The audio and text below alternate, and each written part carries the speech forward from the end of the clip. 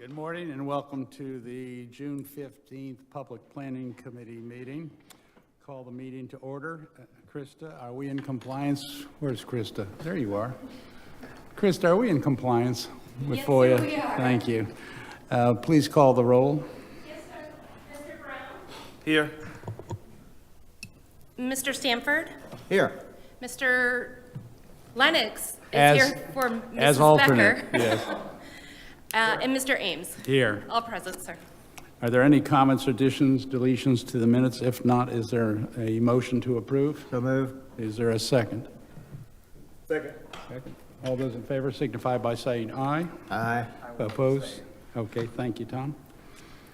Appearance by citizens. Do we have anyone who would like to address us this morning, Krista? No, sir, I did not have anyone sign up for today. Well, thank you. Unfinished business, consideration of a proposed ordinance amending sections of the municipal code regarding e-bikes regulations. Missy, would you like to address the Public Planning Committee meeting and bring us up to date? Yes, I would. Missy Lewick, Senior Planner Principal Planner for the record. I am here to talk about e-bikes, and this was before you recently, and I'll just go over what has changed. Do I? Oh, there we go. Okay. So the recommendation before you today is that the Public Planning Committee review the revised e-bike ordinance and forward a recommendation to Town Council. I will, if you would like me to go over some of the background and progress, I can, but I would like to if I'm able to skip to that. What has changed. I think that would be fine. Okay. So the draft ordinance has changed slightly since it was last before you. What's in front of you is summarized here in 4 key points. It is to amend the town code to define e-bikes and that they're permitted on town pathways. Also to require the distribution of the safety and etiquette document, which is up on the screen and has been amended to omit the 12 mile per hour referenced speed limit, as well as require a label indicating the horsepower and maximum assisted speed, and then also to establish an enforcement mechanism. Also, there are several ongoing considerations and some changes to those that we discussed previously. One is to consider adding pathway centerline stripes, as well as some on-pathway cautionary guidance in some of our congested areas, to advance the Pope Avenue Streetscape project and the upcoming CIP plan, which would examine transportation and pathway-related issues within that area, as well as partnering with Bike Walk Ambassador program to educate and promote safe behavior and etiquette. Staff will continue to monitor e-equipment like e-scooters within the town, but currently motorized vehicles are prohibited on the pathways. As well as staff is working to accelerate a complete street concept for Pope Avenue with a focus on the segment from Cordillo to Coligny Circle. And those would include some short-term and long-term applications that would meet or exceed AASHTO standards. And there was a concept that was included in the packet that showed some schemes as examples of what could meet or exceed AASHTO.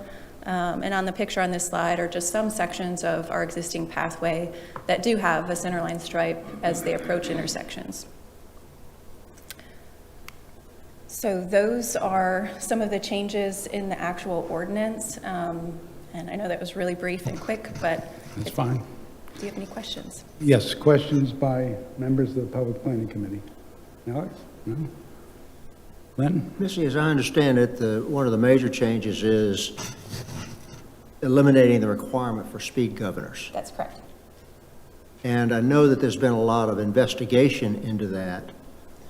And it's my understanding that the reason for that is that they are far from foolproof, that there are many ways to overcome them. And it's not practical for us to have that requirement in there, let alone enforceable.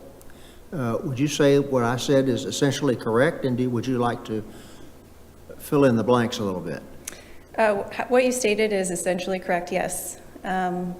There are ways to manipulate the governors on these bikes, and also speed is a difficult thing to enforce.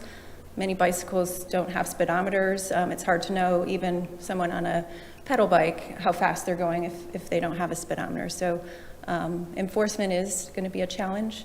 The safety and etiquette document was edited that we recommend a safe speed, but a speed limit has not been designated. Also, as I understand, to create a speed limit, it requires additional ordinance. I think Mr. Gruber could speak to that more, but right now we don't have an actual speed limit drafted.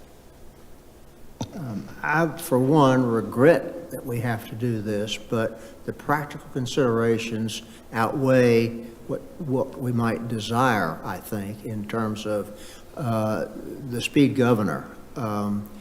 I am encouraged by the fact that the town is, as we speak, in the process of retaining some more code enforcement officials.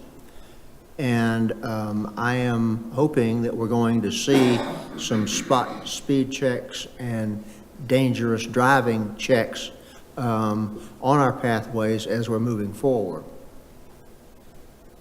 We've been talking about complete streets for a long time. My good friend Frank back there has talked about them many times. Can you give us just a brief description of what complete streets would mean in that Coligny area? Well, complete streets generally is that you're thinking of all users on a roadway, including pathways for people, bikes, and all equipment that could be used. And the schematic that was shown for it to meet or exceed AASHTO standards, which is a standard for designing public roadways, is that we would be looking for best practices and that we would either meet or exceed those. So we would have facilities that are going to be designed to be safe and complete for all users of the system. So that would mean wider pathways for bicycles, including e-bikes. It would also mean a separate pedestrian lane, as I understand it. Is that correct? Could mean, yes. I mean, those would have to be evaluated. It may mean wider facilities and separated pathways. Again, those are just examples, but certainly those would be facilities that would exceed AASHTO standards. We'll look forward to those developments. Thank you, Missy.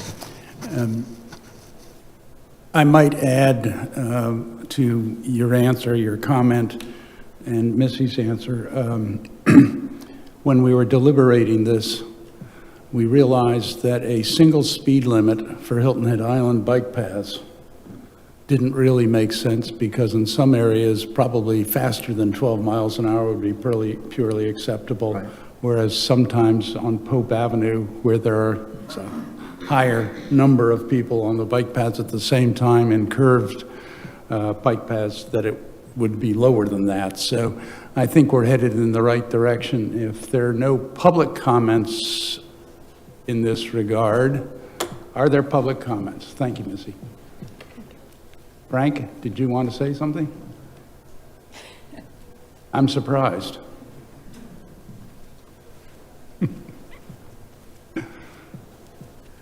First thing I'd like to say is that there's a special place in heaven for people who raise teenagers.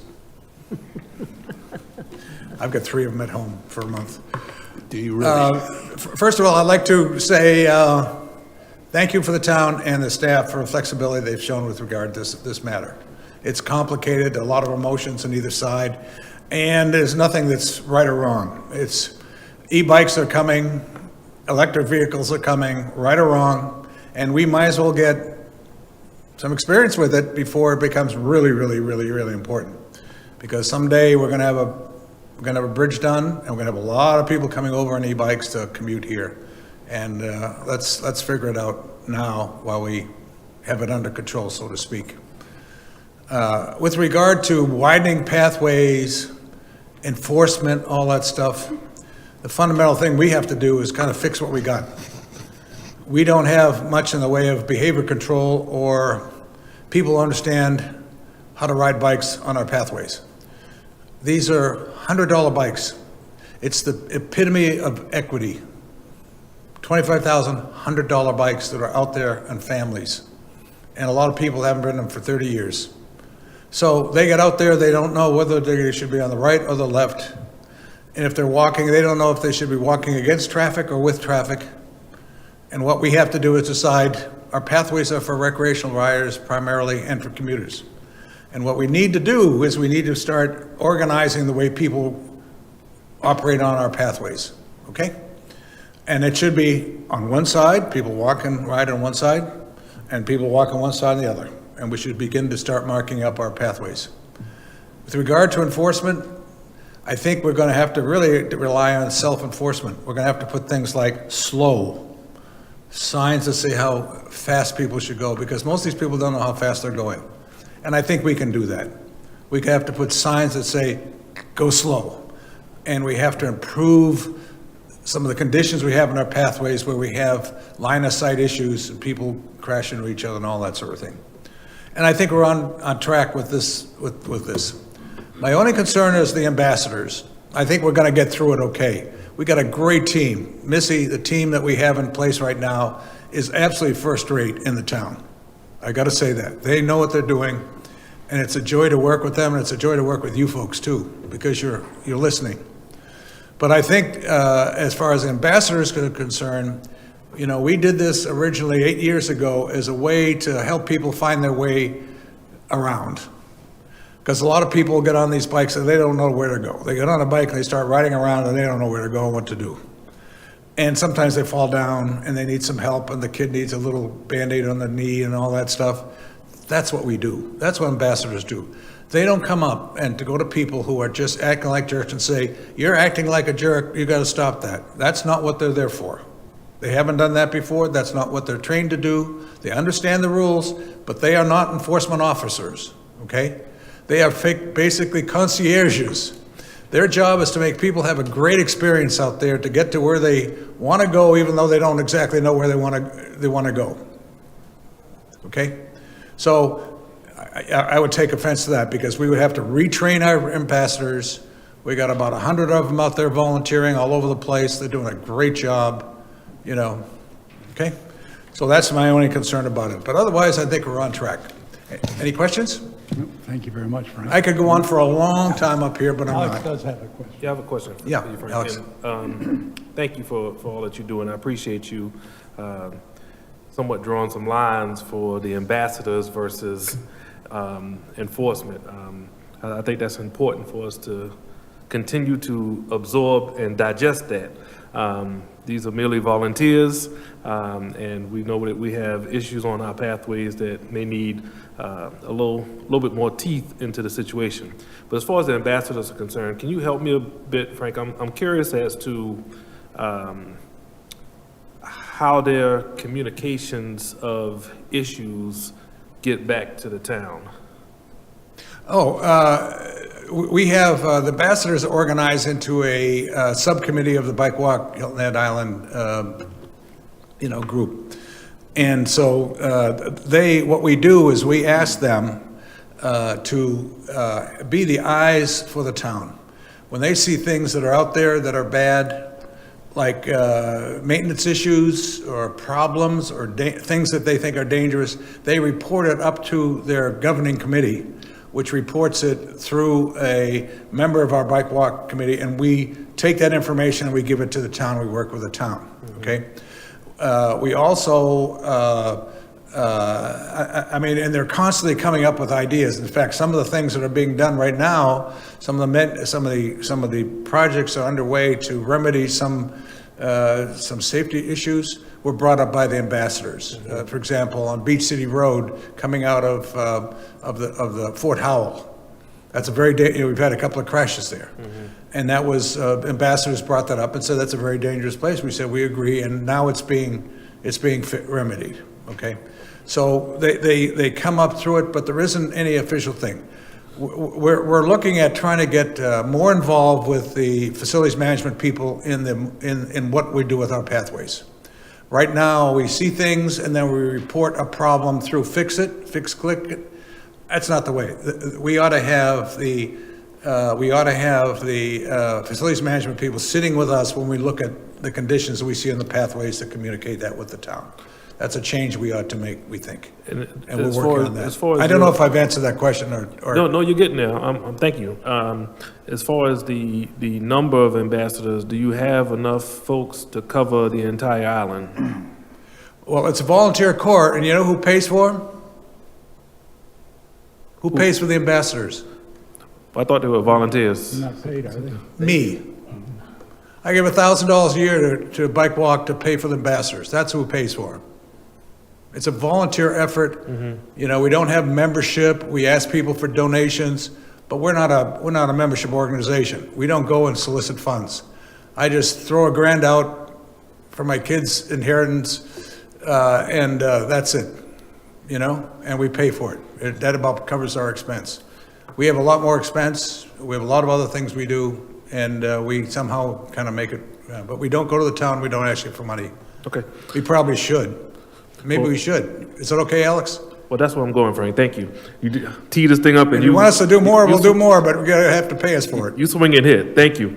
Again, I thank you for what you do. You know, the point that I'm asking Frank to help us make here is that, you know, we've invested a lot of money in making sure that we have these pathways, and now we've gotten to a point where we know we need to do better. And I appreciate the volunteerism. I appreciate you taking on the responsibility and now trying to enhance that, okay? But long story short, it is the town's responsibility, okay? And the reason I asked about the number of volunteers because quite often you need fresh eyes on situations. And if somebody's walking or riding in a particular area all the time, they may start to get used to the surroundings and the environment and not necessarily see things that may need to be fixed. So I just ask, Frank, as you move forward with your conversations with facilities, whatever report back that you can send to us through staff from your committee will help us as we make budgetary decisions in the future. So thank you for what you do and keep the lines of communication open. I think we'll get to a better place along the way. Thank you. Yep. The biggest problem here is that we have too many cars. We have too many cars, they go too fast, and they kill people. That's the problem here. We gotta fix that first, and everything else will fall in place. Okay? And we're working on that. I'll Thanks just for all leave you it at do, that. Frank.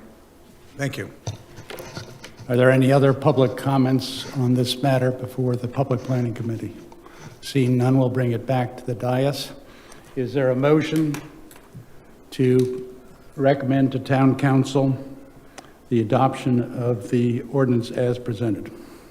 Mr. Chair, I would move that the Public Planning Committee recommend to the full Town Council the adoption of the e-bike ordinance as amended. Thank you. Is there a second? I'll second. Thank you. Krista, would you call the roll, please? Yes, sir. Mr. Brown? Support.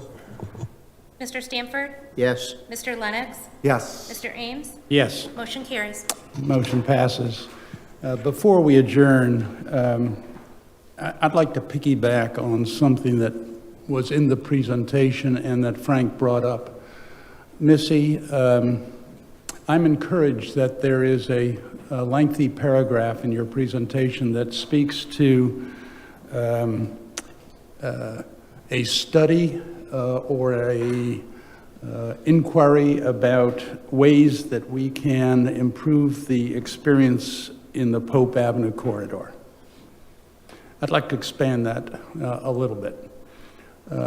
It seems to me that the bridge to the beach corridor, Palmetto Bay Road, Sea Pine Circle, Pope Avenue to Cordillo, and Cordillo to the beach are three segments of an experience. And each one has an increasing demand by pedestrians, bikes, and other things happening. Palmetto Bay at this point is largely automobile. You get into Sea Pine Circle to Cordillo, and you're beginning to have conflicts at a higher rate. And then certainly when you go beyond Cordillo to Sea Pines, you have pedestrians all over the place. I think the town needs to understand the experiences of people in those three segments and plan accordingly. And I'm really asking the question, do we get to a point from Cordillo to Seapine, to the beach, where pedestrian bikes and all sorts of non-cars have the priority? That we actually begin to design a system where people driving their cars are going to have to respond in a different way to that system. So I think that if you wouldn't mind, I would request that in the July meeting that you present to the Public Planning Committee sort of the way staff is going to approach that study that you referenced in your presentation. And I'd like to see it expanded to the extent that it recognizes the experience from the bridge to the beach, with emphasis on the Pope Avenue corridor, and perhaps as a really starting point, Cordillo to the beach. One other thing I would add, and this piggybacks on what Mr. Brown was talking about, who is looking after the bike paths within the town?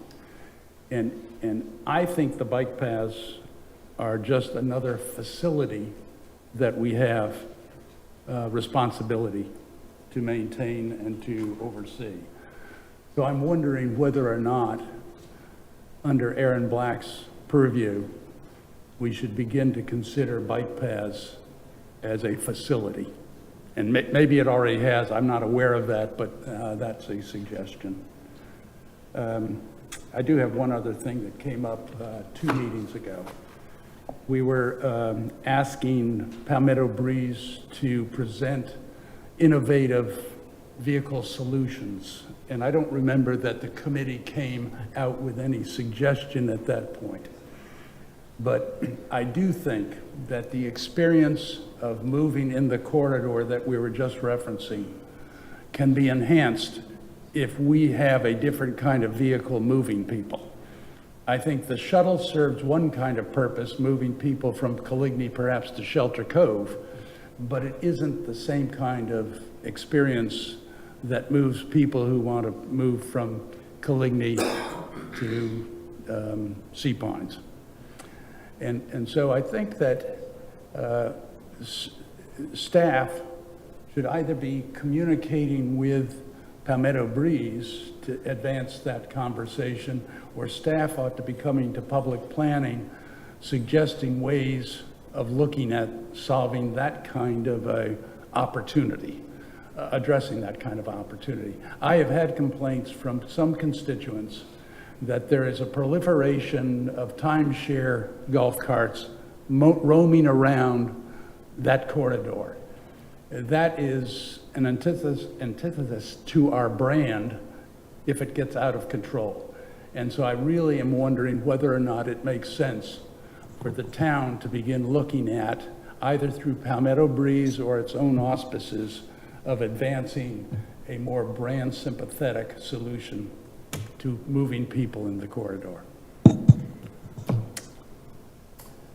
Alex? Yeah, can I just add to your comments there, Mr. Chairman? As far as Palmetto Breeze is concerned, this is no means a metric, but just from my visual, as I see the trolleys going around, it seems to me like more and more people are riding them. And I know we've gotten a report back from Mary Lou about conversations with Sea Pines being somewhat stagnant. And I also can see from a visual, this is a true metric, that between the hours of 11 and 2, Councilman Lennox, coming out of Sea Pines into Sea Pines Circle is always a mess, right? So the intent of us going in the direction of trying to get more cars off of the road, and I know that Sea Pines as well as South Beach have implemented a more robust trolley system not just for visitors, but also for employees. So it just seems to me that naturally we should be planning to connect those services outside of the gate somehow. So any way that the town can help facilitate or mediate those conversations, I think we should get more heavily involved. Because, you know, Sea Pines, when it comes to a visitation standpoint, there's only so many parking spaces down there. And the more and more folks that come to Hilton Head and need to go to work and that sort of thing, it's just, it's very clustered. And I think we need to be thinking down the road with some alternatives to make it better. Thank you, Alex. Did you have a comment that you wanted to make? Not about that subject, I have a separate comment. Okay, please. Thank you. We are all hearing more and more about uncontrolled explosive growth on this island. At the same time, we're hearing we're virtually built out.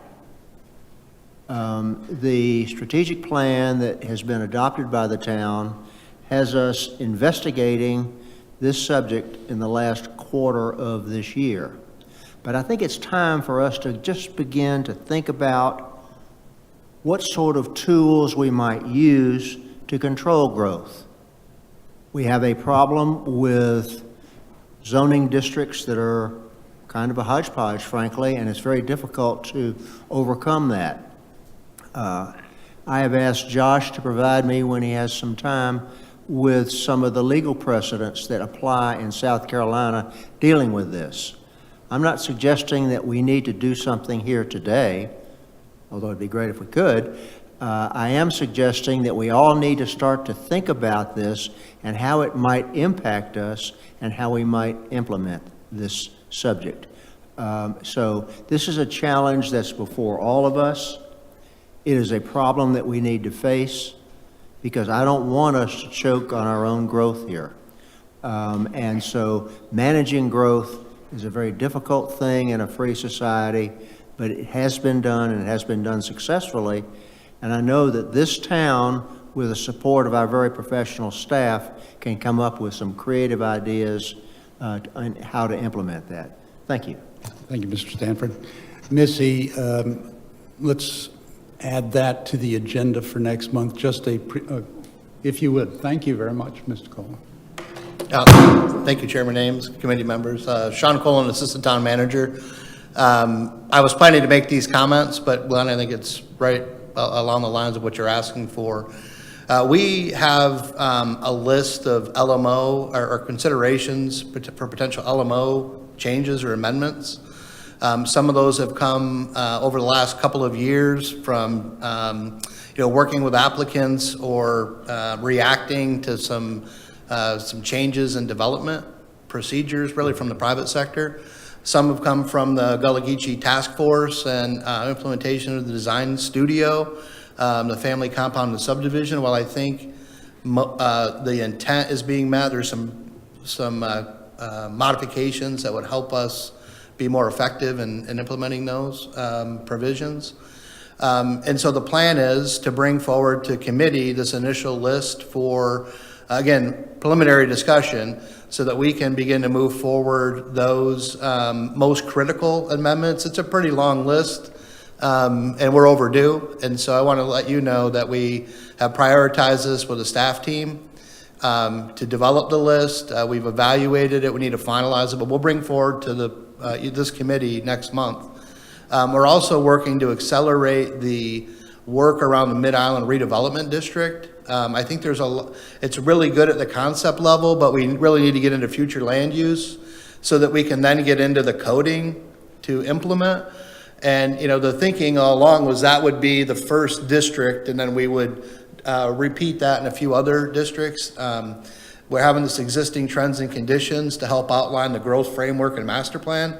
And so I want to let you know, committee members and the other council members that are here, that we will begin to advance that next month and have a discussion on both of those fronts with you. And I think it'll help address some of these concerns and at least time frame. Let's start the discussion, right? The first step is usually the hardest. Let's get that first step with you. Well, it sounds like you're ahead of us again, and I appreciate that. but I'm also not surprised. So thank you. I look forward to seeing this laundry list of items, and this committee will start to work on them promptly. Thank you. Thank you, sir. Oh, I do have one more.